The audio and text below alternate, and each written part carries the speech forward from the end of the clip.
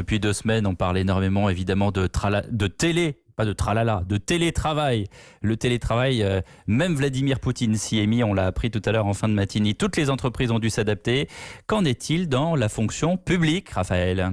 Eh bien, ça n'a pas été simple non plus. Faute d'outils, de logiciels conçus spécialement pour les fonctionnaires, l'État a finalement fait appel à une entreprise, Wimi, c'est son nom, pour trouver une solution, Clément Le Saffre.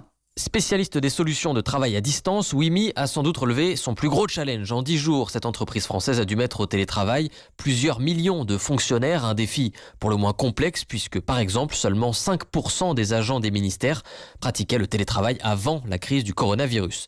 D'où la nécessité pour l'État de faire appel à une entreprise privée pour mener ce projet.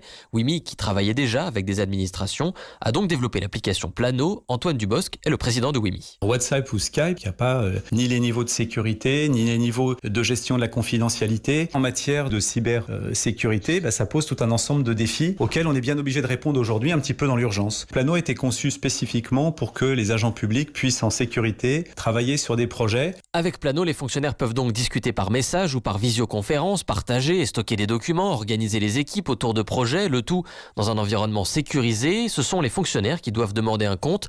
Selon nos informations, 4000 ont déjà été créés en 2 jours. Pour l'instant, Plano est réservé au ministère, à l'administration centrale et aux services de l'État en région, par exemple les préfectures et les centres des impôts. Mais à terme, les collectivités territoriales et l'hôpital pourraient également y avoir accès. Clément Le Saffre.